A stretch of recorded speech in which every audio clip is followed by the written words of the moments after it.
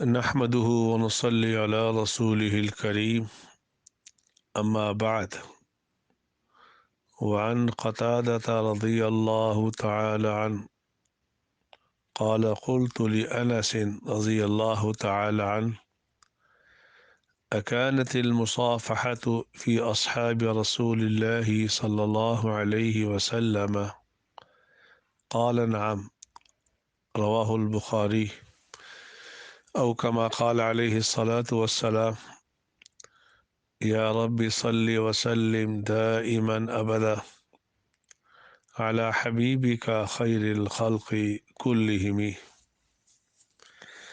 آج کا میرا موضوع مصافحہ کرنے کی شرعی حیثیت کیا ہے۔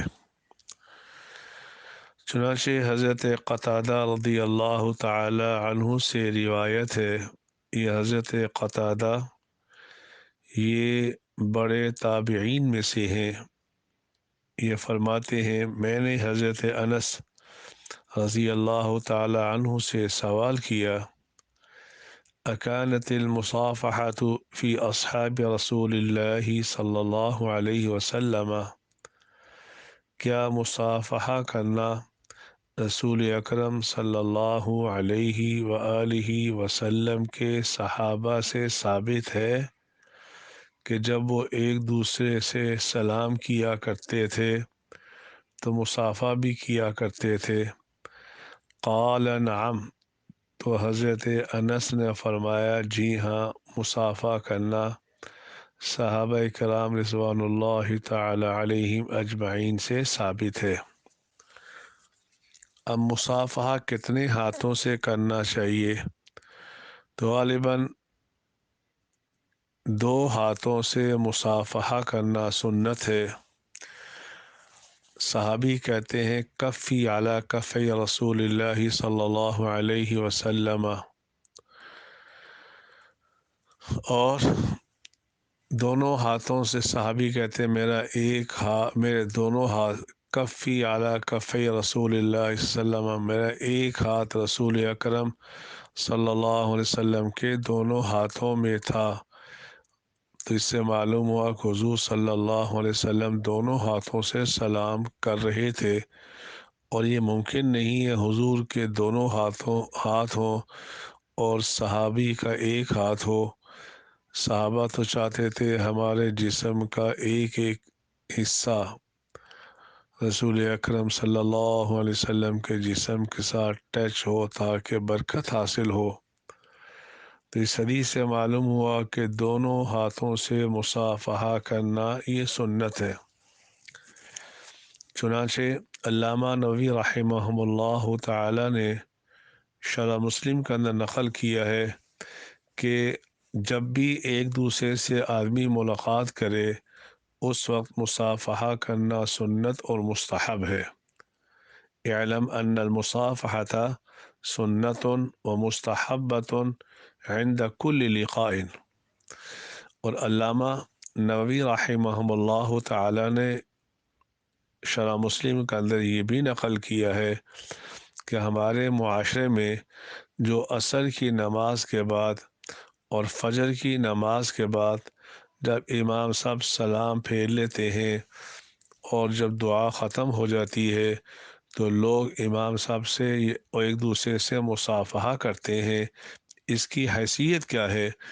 تو علامہ نووی رحمہ اللہ تعالی نے شرح مسلم میں نقل کیا ہے لا اصل له فی الشرع علی هذا الوجہ، اس طریقے سے رسول اکرم صلی اللہ علیہ وسلم سے اور آپ کے صحابہ سے ثابت نہیں ہے۔ لیکن میرے بھائیوں، میرے دوستو، سختی نہ کریں۔ اگر کوئی شخص امام صاحب سے مصافحہ کر لیتا ہے تو اس کو بتا دیے جائے بھائی ٹھیک ہے، لیکن یہ طریقہ عصر کی نماز کے بعد اور فجر کی نماز کے بعد رسول اکرم صلی اللہ علیہ وسلم سے ثابت نہیں ہے۔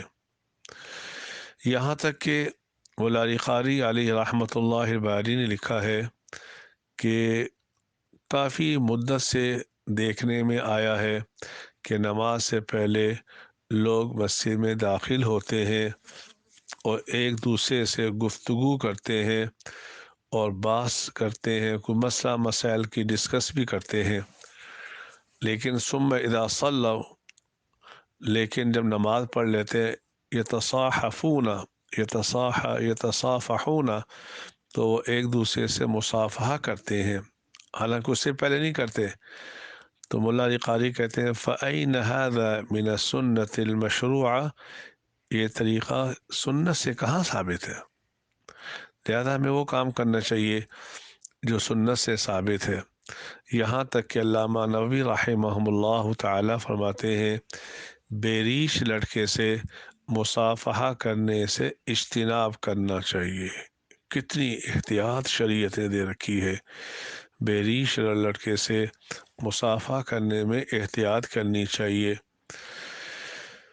وجہ اس کی یہ ہے کہ یہ بسا اوقات انسان کو گناہوں کی طرف مائل کر دیتا ہے، لیکن شریعت نے ہمیں ایسے کاموں سے بھی بچنے کی تلقین کی ہے جو آئندہ جا کر سبب بنتا ہے حرام کا۔